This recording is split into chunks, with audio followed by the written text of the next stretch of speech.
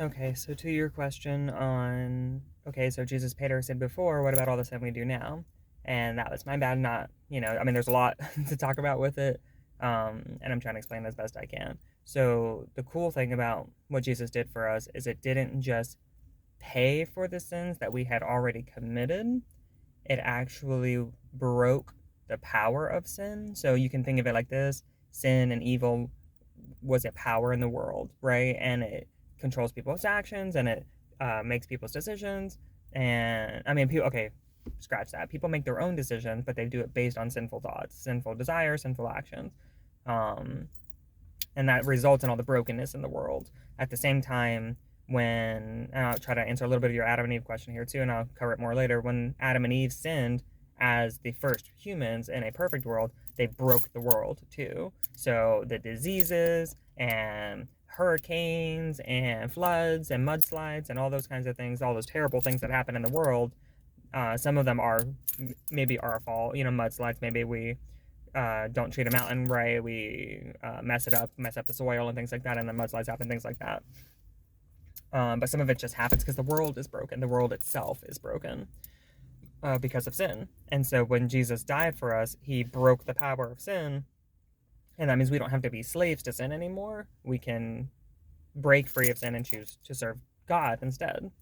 And it's one or the other. There's not different options, different gods. Oh, I'm just not going to worry about it. I'm going to serve me myself. Um, you we were created to serve, right? And so you're either going to serve God or you're going to serve sin. It's one or the other. Those are the only things going on in the world. And sin is not its own God. Sin is the idea that anybody but God is in charge. And so if you put yourself above God, that's sin because you are a creature. You're supposed to serve a creator. But by putting yourself where you're not supposed to be, you're making decisions you're not supposed to make. Um, and it results in the world we have today. So God says there's right and wrong, and this is right and this is wrong, and then we come along and we say, well, maybe this isn't really wrong, and then we do the things He says are wrong, and then we're surprised we get terrible results from them, and that's part of it. Um, for example, God says no sex before marriage, right? Sex is only okay between two a man and a woman. That's the only time sex is okay, and it's good. I created sex. I want sex to happen in this world. It's how I've designed you guys to create more humans. It's how I've designed you to enjoy each other and things like that, right? But sex outside of what He said was okay is wrong. And then people say, oh, that's just, that's old, that's superstition, and that's, you know, being all old school and blah blah, like we know better now. But then you have all the sexual diseases, you have all the pregnancies outside of marriage, which leads to the idea of abortion and killing all those babies, and you have all those sexual diseases running around and making people sick and hurting people. You have trauma of people who weren't ready for sex, you have rape, all those things, sex happening outside of marriage that God intended. And then the world results in the way it is. And then we're like, well, why did God do this? He didn't. He gave us something amazing. He gave us good, pure sex inside of marriage. And if it had stayed that way, it would have been what it was supposed to be for. When you take something and use it in a way it's not intended, and then it breaks or it causes a problem, you can't blame the manufacturer, the person who made the item, because you're using it in a way it was never intended to be used. And if it broke everything, hey, guess what? You weren't supposed to use it like that. So a lot of the pain and suffering we go through in this world is because of decisions we make. We make selfish, bad, sinful decisions, and they're not supposed to work that way. The world doesn't work that way, and so we break. We break the world, we break each other, we break ourselves. And so to answer your question, our sins now have already been paid for by Jesus. When He died on the cross for us and paid the debt, it wasn't just sins that had already happened in history, but not the future sins. Think of it like an explosion. So you have all of history. I'm going to try to use the camera here. So everything before this line is the past before Jesus, right? And then everything over here is up till now, the after part. And right here is the cross, right? The cross.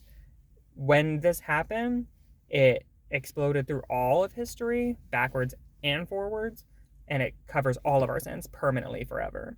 And so, in that sense, no, we are not being punished right now with the world the way it is because of our sins. The world is the way it is right now because our sins make this world, you know?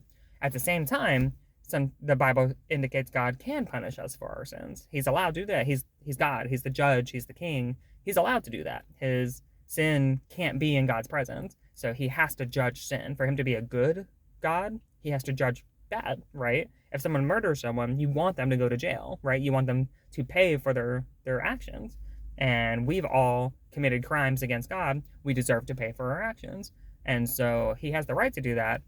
But usually the results of something in our life that's bad, it's not because, oh, I did something bad, so God's punishing me. It's because this world is broken and it's pretty messed up and people do messed up things. So no, I don't think your suffering and pain is because you sinned and God is heaping suffering on you. I think you went through all the stuff you went through because it's a broken world and your parents were broken people too, and they didn't love you like they were supposed to. And so there can be bad decisions that you make that make things better or worse, or bad decisions make things worse, you know? Kind of like the conversation we had, don't do that action because it's not going to make things better. It's just going to make things worse. And you can't fix bad with more bad, you know? And so I hope I answered that question as well. I'm kind of, like I said, I'm piecemealing this a little bit.